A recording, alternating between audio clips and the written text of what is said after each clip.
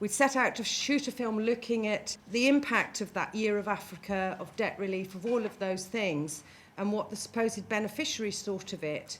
What we came across in terms of people's story and anger and disappointment led us to feel that this should be a film in its own right. NGOs are organisations that often feel, because they are committed to doing good and to helping in some way, that they are beyond question. And that why would you question people who really want to help and assist? But I think it's very important we do that.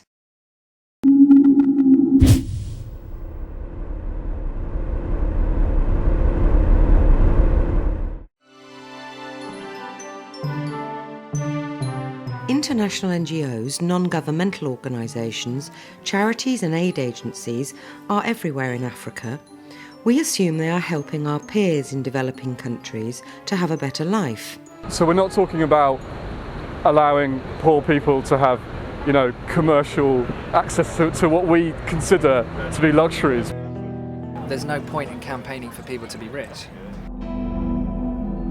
It's not that you want people to be stagnant, but what is wrong with that?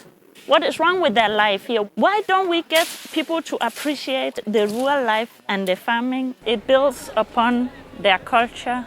It seems to me slightly odd that anybody would think that a whole nation or a whole continent can develop simply by improving the basic levels. International organizations are not really interested in industries where people will get employment to release, to lessen the poverty level. No, they are not really interested in that. They are interested in their own programs that they think will benefit the people, and that's where they are always mistaken. Who are these people who come here and are promised all these things? NGOs.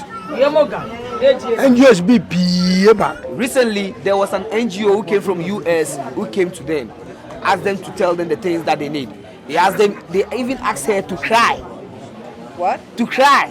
There has been many NGOs which come here to do activities on AIDS, such as the HIV/AIDS education, family planning, teenage pregnancy, child trafficking, and what have you.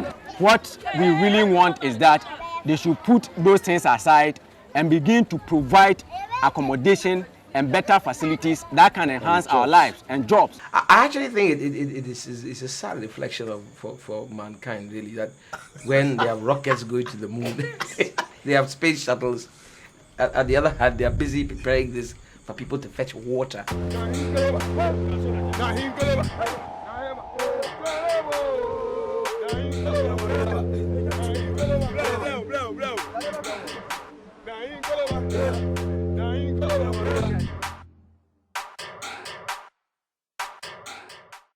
A film that raises quite a few big issues around international development and the role of international NGOs in fighting poverty.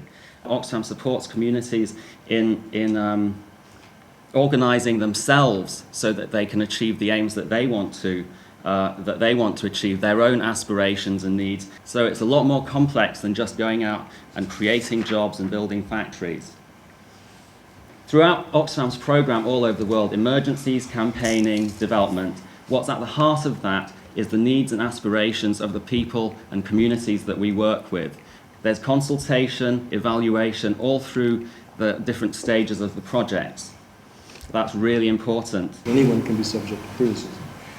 I also have a point of agreement that what rankles most and was very apparent in the film is the traditional inequality and patron-client relationships between the very powerful and very rich and the not so. And that can involve very arrogant attitudes, even when they're not really intended. And then people react to that, and that is unfortunate, probably unacceptable, and I can understand the feelings of those on the receiving end who don't like being patronized too. So I can understand that. I also think that it's important to validate the right of everyone in the world to attain to a certain standard of living. I also have a point of agreement with the film, or what I take to be the underlying theme of the film, that are NGOs in general part of the solution, or are they part of the problem? There's no simple answer to that, but My own position throughout my entire career has been that I prefer macro-structural and policy solutions to micro, ad hoc, or charitable solutions. However, there are NGOs like the World Development Movement, to which I belong, which actually actively campaign on that fact, that there's no point giving to charity, because charity isn't necessarily the solution, and it's not even the right mentality a lot of the time. What you need to campaign for, according to the World Development Movement, are structural changes, policy changes that will move the situation in the direction desired and actually commit us to the resources, which are often very substantial indeed, that would be needed in order to realize those goals. I would also emphasize what was revealed toward the end of the film, that yes, the basic situation is that there are embedded asymmetries and gross inequalities that reproduce poverty, that cause poverty and reproduce it structurally over and over again, that are embedded in the history of colonialism and the independence period, in the international division of labor, in the history of historical capitalism on a global scale, to be frank, and that these inequalities persist. And that is the real problem, in effect. NGOs didn't solve the poverty problem in East Asia. What solved the poverty problem, to the extent it has been solved in East Asia, was obviously a whole set of industrialization strategies, a lot of state intervention, unlike the liberal dogma you often get in the West imposed on developing countries, breaking the rules, but also using the liberal rules internationally, a very interesting hybrid mix, also authoritarian states. And related to this is China's role in Africa today, since we're talking about Africa. Supposedly Africa is under the tutelage of the West. You must do this, you must do that. We have a list of conditionalities. You must reach this time in order to get anything from us, and so it must be, because it's your problem, there's something wrong with you.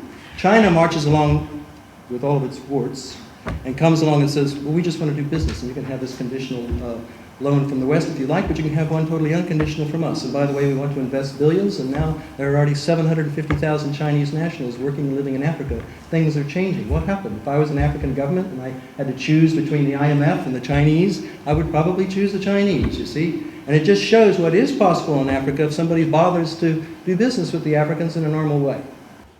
China and India's emergence, and you could talk about the emerging economies as a whole, but China in particular, millions and millions being brought out of poverty. And the one thing you can say is they haven't had the NGOs, they haven't had the Western interference. And I'm not, in any way suggesting there's something great about the Chinese state. And even in Africa, even though it's been very limited in terms of raw materials and commodities, there has been 6% growth, not talked about, not looked at. And I think we do a disservice to what's really happening in the world and to our peers by failing to think about those things. And I think that's about us. I think it is about our, what I would call growth skepticism, our disbelief in the market's ability to provide. And I'm no, great free marketeer. But, let's face it, the market and industrialisation has done far more in terms of bringing people out of poverty than small-scale, local and prescriptive schemes, which sadly Oxfam is about. And with the best will in the world, with all their good schemes, I think the tragedy of the big NGOs like Oxfam is they have now moved from emergency aid, absolutely necessary, we all want to help our peers whenever they're in dire straits, to calling really what is sticking plaster emergency aid development. What do we mean by development? And for me, it is freedom from toil. It is not your borehole, your well.